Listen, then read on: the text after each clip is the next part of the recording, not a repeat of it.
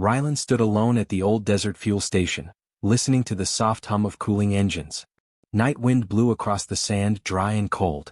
He was cleaning a fuel line when he heard something heavy crash near Pump 3. At first he thought it was a broken ship landing without permission, but the ground shook again. It felt too soft, too alive. He froze. Something breathed out there. Something big. Ryland slowly walked around the corner of the service booth, a wrench still in his hand. The dim lights above Pump 3 flickered as if afraid. Then he saw it, something long, something shaped like a shadow with wings. It was crouched low on the ground, chest rising and falling in sharp, painful breaths. A dragon. Ryland's heart slammed against his ribs. He had heard stories about dragons living far beyond human space. Some said dragons hated humans. Some said they ate them. He never believed those stories, but now, with one lying 10 meters away from him, he did not know what to believe. The dragon tried to lift its head. Its scales, once a bright silver blue, were pale and cracked. Dust covered its wings. Its eyes looked tired, unfocused, as if it had been flying for days. Ryland took a small step back, unsure if he should run or stay. But then the dragon spoke. Its voice was low and broken, like metal scraping metal. "Human, please, help." Ryland froze again. A dragon speaking human language was strange enough, but begging for help? That felt impossible. He looked around the dark station, expecting someone else to step forward, but he was alone. Just him and a creature that could crush him with one claw. The dragon struggled to shift its weight. One of its wings stayed pressed tightly against its body, almost hiding something under it. Ryland noticed the trembling in the dragon's legs, the way its breathing hitched in pain. "What happened to you?" he asked softly. The dragon swallowed hard. For a moment, its eyes closed as if just speaking took great effort. "Please, come closer," it whispered. Every part of Ryland said this was a terrible idea. But something inside him, something human, something stubborn, made him take one step forward. Then another. He kept the wrench low, not wanting to threaten the creature. When he came close enough, he finally saw the truth. The dragon wasn't protecting itself. It was shielding something. Under the dragon's wing, something moved. Ryland leaned a bit more, and his breath caught in his throat. A small shape rested against the dragon's side, curled tight, hardly bigger than a dog. But it had soft scales, tiny horns, and a weak glow under its skin. A hatchling. A baby dragon. It shivered as if cold. Its breaths were thin and weak. The dragon tried to lift its wing to show the baby more clearly, but the motion caused it to whimper in pain. Ryland knelt down slowly. "What happened to the little one?" he asked. The dragon's tail twitched. "Poison," it whispered. "Hunters used metal. We cannot heal." Its voice cracked. "I flew far, too far. I hoped a human could help." Ryland looked closer at the baby's scales. Silver dust sparkled around the small wounds on its side. The dust didn't look like simple sand. It looked sharp. It looked dangerous. And it looked like something he had seen before, back when he trained as a mechanic for mining ships. A rare metal that stuck to skin and caused damage the longer it stayed. His hands shook a little. "You came here, because of me?" "I sensed tools, machines, humans fix broken things," the dragon said weakly. "I had no one else." Ryland felt a knot in his chest. The dragon had crossed who knew how many star systems, carrying a dying hatchling, all for a chance that a simple mechanic could save them. That kind of trust hit him harder than fear. He stood up and looked around the lonely station. The lights flickered again. The generator hummed. The desert stretched for miles in every direction. No help was coming. It was only him. Ryland swallowed and stepped closer to the hatchling. The baby flinched at the movement, a soft cry escaping its tiny mouth. "It's okay," he whispered. "I'm not going to hurt you." The adult dragon lowered its head until its nose touched the ground. Its eyes looked at Ryland with something strange, hope mixed with desperation. "Please," the dragon said again. "Help my child." Ryland wiped sweat from his forehead and breathed deeply. He looked at the small wounds on the hatchling again. The silver dust was stuck inside. He had tools that could remove metal fragments. He had heat clamps, micropincers, and stabilizer gel in the workshop. He had a chance. "I think I can do something," Ryland said. "But I'll need to bring my tools here. And I have to work fast." The dragon gave a tiny nod. "The hunters, they may come. They always follow the scent." That word, hunters, sent a chill down Ryland's back. He didn't know who they were, but he knew one thing. He didn't want to meet them. Ryland stood up and ran into the workshop, grabbing everything he could. medical gel used for sealing fuel burns, small extraction tools, pressure clamps and heat scanners. He returned to the dragon, dropping to his knees next to the hatchling. "Hold still," he said. The dragon lowered its wings slowly, giving Rylan full access. The baby whimpered again, but its eyes opened just slightly, glowing pale blue. Rylan felt a strange warmth inside. The little creature was fighting to live. He turned on the heat scanner. The tiny metal fragments showed up as bright spots under the skin. He had to remove them one by one. Carefully. Quickly. He worked with steady hands. Each time he pulled out a fragment, the hatchling's body twitched. The dragon breathed sharply, but it stayed still. Rylan applied sealing gel and kept going. Minutes felt like hours. The desert wind grew colder. The night grew darker. Only the flickering pump lights lit the scene. Rylan kept working. Finally, after pulling out the last fragment, he exhaled a long breath. The hatchling's breathing grew a little stronger. Not much, but enough. Rylan looked up at the dragon. I think the baby will live." The dragon's eyes softened. For a moment, Rylan thought it might cry. But then something else happened. A distant engine sound echoed in the sky. Oh, dangerous. Growing closer. The dragon's head snapped up. Rylan felt the ground tremble again, not from weakness this time but from fear. "They found us," the dragon whispered. And the night suddenly felt much, much darker. The engine sound grew louder, like something cutting through the cold night sky. Rylan looked up, his heart pounding. The dragon tried to lift its head higher, but the movement made its legs tremble. The hatchling pressed itself against the dragon's side, sensing danger even in its weakened state. Rylan stepped closer to the dragon and whispered, "Who's coming?" The dragon's voice shook as it answered, "Hunters. They follow the scent of the metal poison. They want the hatchlings. They take them, for power." Rylan felt his stomach twist. Who would hunt baby dragons? He had never heard of such a thing in the human colonies. But the fear in the dragon's eyes was real. It had flown across countless worlds to avoid these hunters, and now they had found them. The night wind carried the faint light of approaching ships, small, fast, and silent. They were not human vessels. Their shapes looked sharp and angled like armored insects. Rylan whispered, "We need to move you inside." The dragon shook its head weakly. "I cannot walk far, and the baby cannot be moved too much. Its body is still healing." Rylan looked at the tiny hatchling. The baby's breathing was steadier now but still faint. Its glowing blue eyes looked up at him with innocent trust, unaware of how much danger it was in. "We can't stay out here," Rylan said. "They'll see you right away." The dragon lowered its wing a little more, almost like it was trying to shield the baby further. The movement revealed something Rylan hadn't seen before, thin, cracked lines running across the dragon's scales near the wing joint. The dragon was worse than it looked. Exhaustion, wounds, starvation. It had pushed itself far beyond its limits. Rylan touched the edge of one cracked scale. The dragon flinched but didn't pull away. "How long have you been flying?" he asked softly. 3 suns. No rest. No food. Only fear," the dragon whispered. "I had to keep my child hidden." Rylan felt a cold weight settle inside him. The hunters had chased this dragon for days. They were not giving up. And now, because he helped, they would come for him too. The light in the sky grew brighter. Rylan looked back at the workshop. It was small and old, but it had metal walls, a heavy roof and a thick sliding door. Maybe that could buy them time. "Can you walk if I help you?" Rylan asked. The dragon tried to stand. Its claws dug into the sand. Its legs shook violently and it almost collapsed again. "No," the dragon said. "My strength is gone." Rylan bit his lip and looked at the hatchling. The baby made a tiny, soft cry. Its tail curled around itself. Its little chest glowed faintly. It was beautiful, fragile and full of life. And it was depending on him now. Rylan took a deep breath. "All right. Then we protect you here." He ran to the workshop and grabbed a portable shield emitter, a small device normally used to protect fuel tanks from sandstorms. It wasn't strong enough to stop real weapons, but it could hide heat signatures. Maybe it could make the hunters confused for a few minutes. He set the device near the dragon. A dome of faint, shimmering light formed around them, blending with the sand and the night air. The dragon blinked slowly, confused. "This will hide your body heat," Rylan explained. "Not for long. But maybe long enough." The dragon tilted its head. "Human, why do you help me?" Rylan looked at the hatchling again. Its tiny claws twitched in sleep. The silver dust had stopped spreading. The baby looked a little stronger. "Because you came here asking for help," Rylan said simply.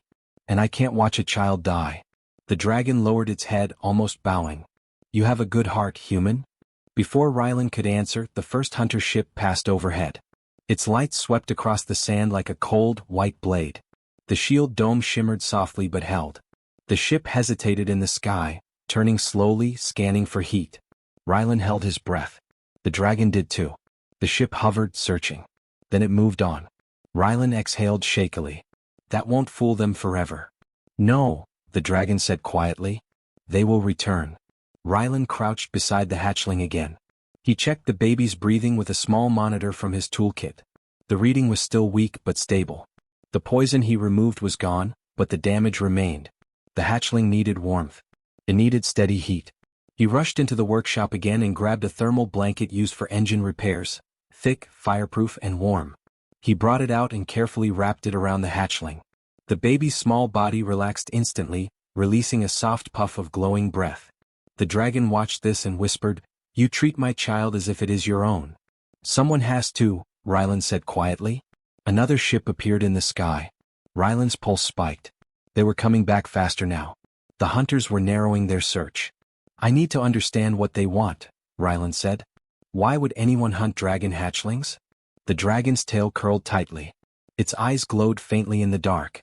"Hatchlings have pure core energy," it explained. "A power that grows when they become adults. Some believe they can harvest that power.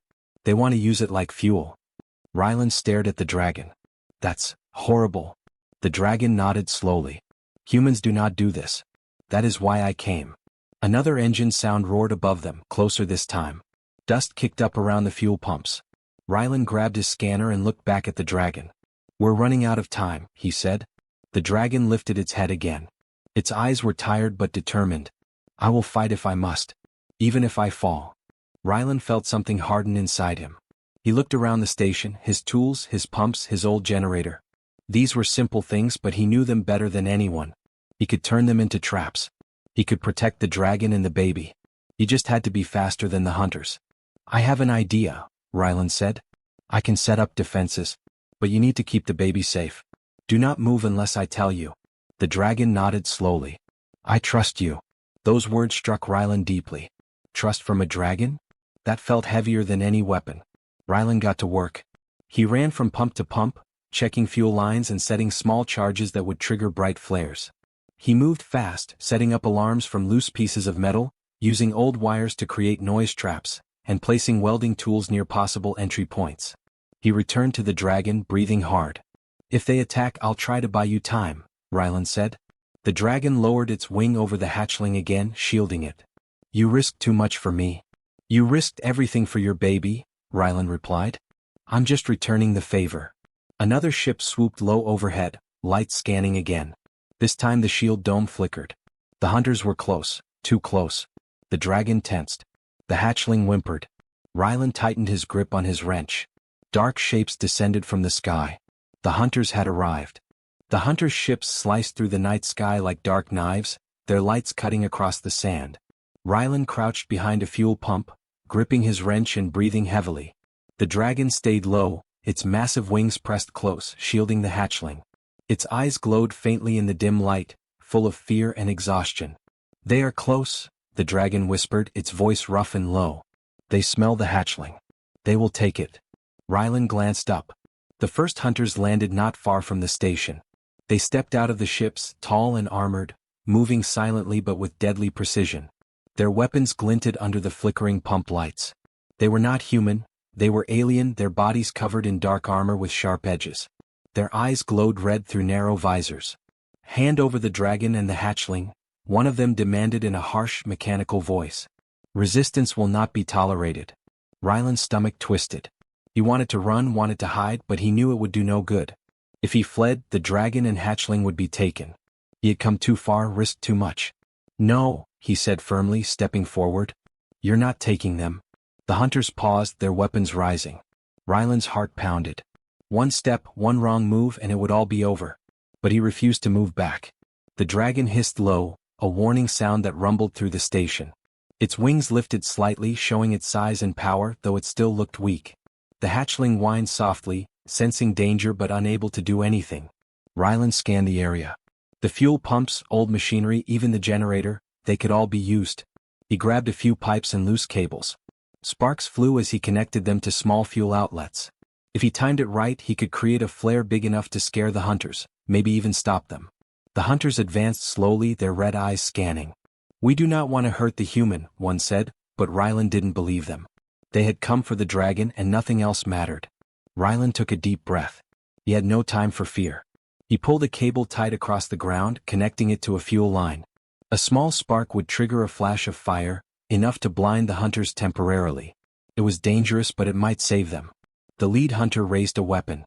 "Now," he barked. Ryland triggered the first flare. Fire erupted from the fuel line, a sudden blaze that lit up the night. The hunters stumbled, shielding their eyes from the heat. The dragon roared, a sound so loud it shook the ground. Even weak, it used its fire, small but precise, to push them back.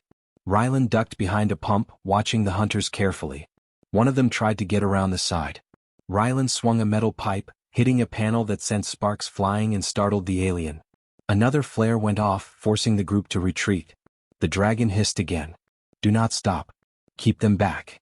Ryland nodded and ran from cover to cover, using welding tools and sparks to create barriers. The hunters were skilled, but they had not expected a human to fight with such cleverness. They moved forward cautiously, wary of the traps. The hatchling cried softly, frightened by the noise and light. The dragon pressed its wing over the baby, growling low, fire flickering from its mouth. Ryland felt a strange warmth at the sound.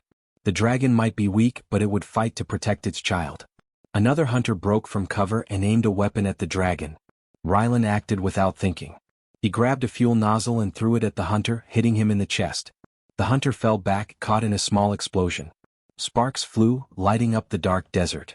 The dragon roared and used a burst of flame toward the remaining hunters. Ryland moved closer to the hatchling, checking its breathing. The baby was safe for now, but the danger was far from over. Ryland knew he had to act quickly.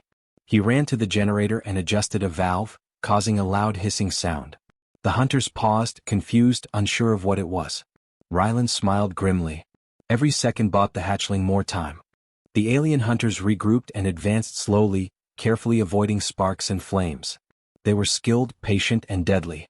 Ryland had to think fast. He grabbed a metal barrel and rolled it toward the aliens, causing it to crash and block their path. One hunter fell, and the others fired briefly, but the barrel held them off.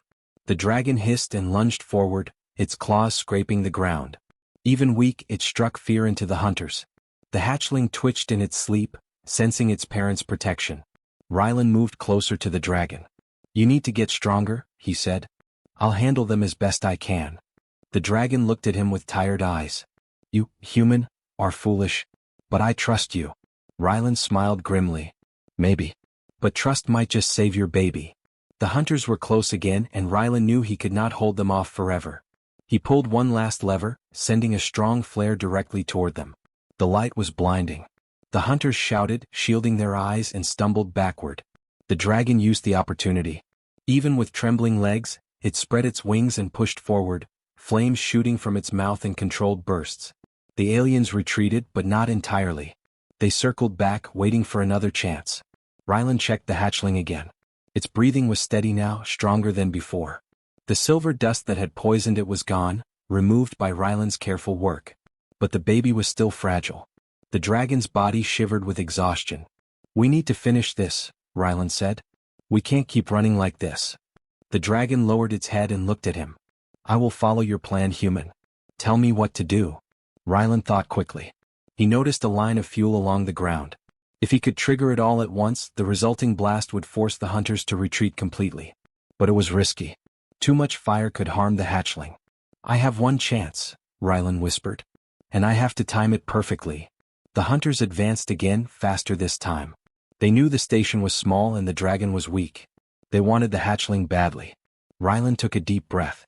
He pressed the ignition, sending a controlled fireball along the fuel line. It erupted with a massive flash, burning bright and loud. The hunters were thrown back, shields useless against the heat. The dragon roared and used the distraction to shield the hatchling, pressing its wing tightly around the baby. Sparks and firelight reflected off its scales, making it look like a living flame. Ryland ducked behind a pump and watched.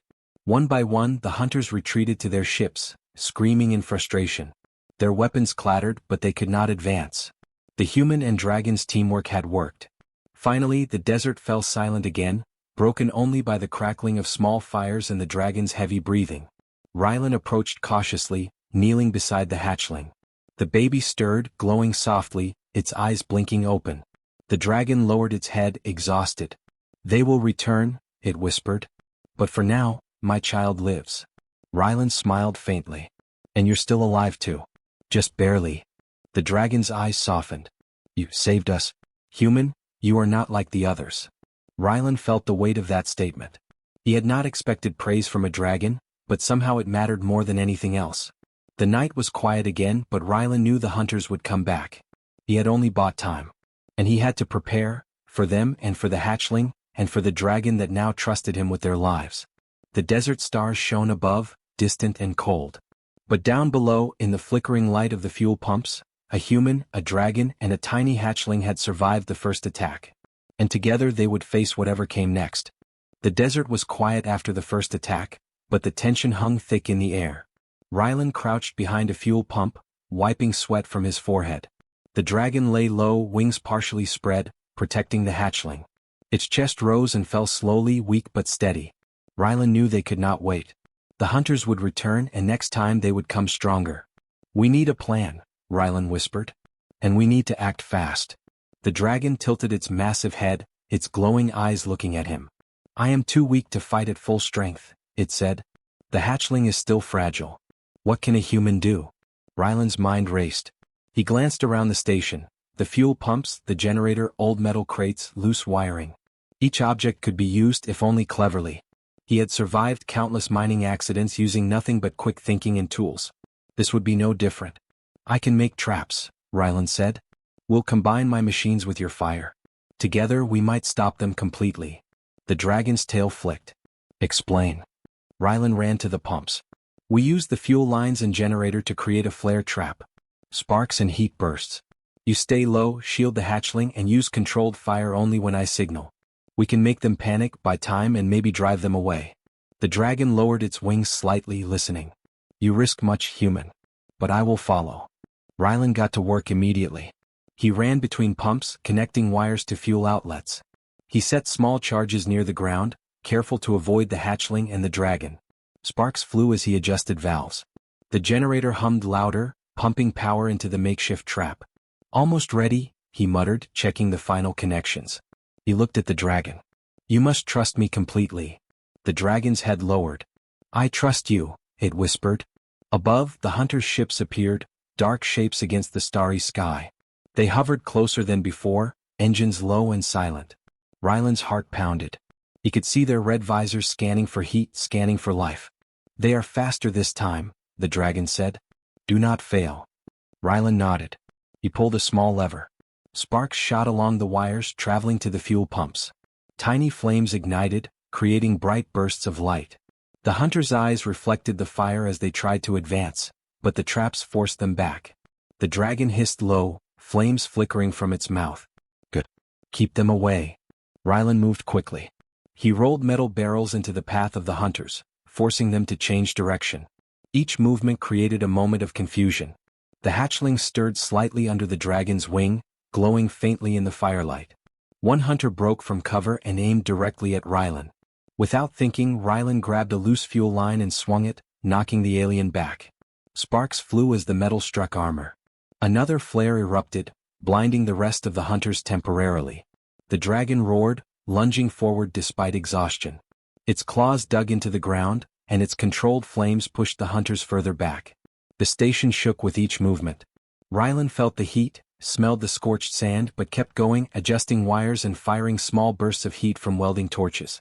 "We can do this," he shouted, adrenaline surging. "Just a little longer." The hunters regrouped, moving more carefully now. They were not easily fooled. Rylan realized he needed a bigger distraction. He ran to the generator and opened a fuel valve, sending a long line of fuel across the sand. If ignited, it would create a massive flare that could blind them completely. The dragon hissed sharply. "Be careful." "I have no choice," Rylan said. He ignited the line. A wall of fire erupted, bright and hot, stretching across the station.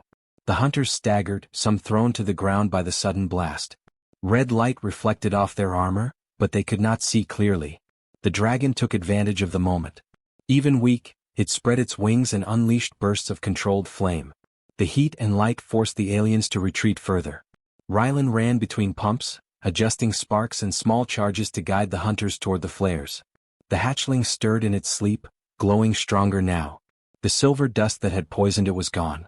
His breathing was steady. Rylan felt a small surge of hope. Another hunter tried to circle behind a crate to attack the dragon. Rylan swung a metal pipe, hitting a nearby panel that released sparks and smoke. The alien stumbled back, coughing and confused. The dragon hissed low, flames flickering. "Good. You fight well, human." Rylan smiled grimly. "You fight too, even tired as you are. We make a good team." The hunters were fewer now.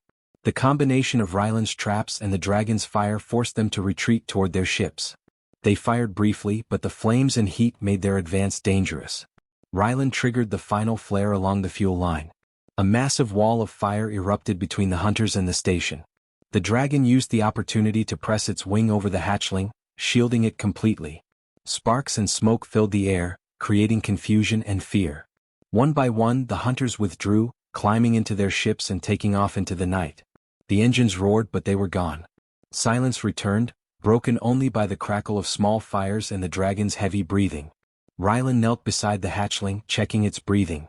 It stirred, glowing softly, its small eyes opening briefly. The baby was alive, stronger than before. The dragon lowered its head, exhausted. Its chest heaved, wings trembling. "They will return," it said softly. "But for now, my child lives." Rylan smiled, feeling a strange warmth in his chest. "And you're still here too." "Just barely." The dragon's glowing eyes met his. "You, human, are clever. You saved us both. I owe you my life." Rylan nodded. "Then we survived together. That's all we can do." The desert stars shone cold above.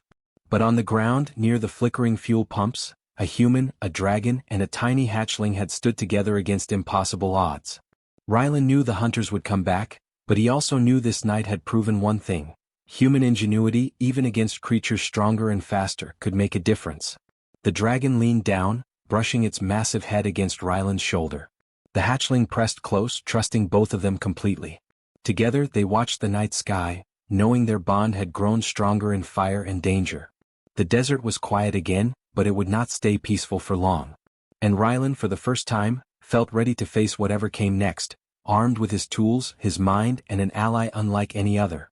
The first light of dawn spread slowly across the desert, painting the sand in pale gold. Rylan sat beside the dragon and the hatchling, exhaustion heavy in his body, but his mind was alert. The night's battle had ended, but he knew the danger was not gone. The hunters might return, but for now there was peace. The dragon lay low, wings partially open, guarding the hatchling. Its scales, once dull and cracked, now reflected the soft morning light, giving it a faint silver glow. The baby stirred, stretching tiny wings, blinking up at the dragon and then at Rylan. "You saved my child," the dragon said, its voice still weak but calm. "I owe you more than life, human. I owe you a bond." Rylan shook his head. "I didn't do it for a bond. I just couldn't watch a child die. Any human would have done the same. I think." The dragon tilted its massive head, studying him. "Humans are different. You value life even when it is not your own. That is rare among your kind." Rylan smiled faintly. "Well, maybe I'm not like the others." The hatchling made a soft chirping noise and pressed closer to the dragon. Its glow grew brighter with each breath, stronger than it had been the night before. Rylan reached out his hand, and the baby nudged it gently. A small warmth spread from the touch, a quiet trust that surprised him. "You see," the dragon said. "It trusts you. Already." Rylan laughed softly, a sound he had not made in hours. "I guess that means I'm stuck with you both for a while." The dragon's eyes glimmered. "Not stuck. Chosen. The hatchling has bonded with you. And I choose to trust you as well." Rylan felt a lump in his throat. He had never expected gratitude from a dragon, or a bond that would feel so heavy with meaning. But in that moment he realized something. Humans and dragons, despite their differences, could understand one another when they chose to.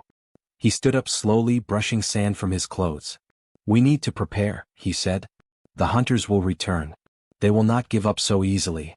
The dragon nodded, lifting its head.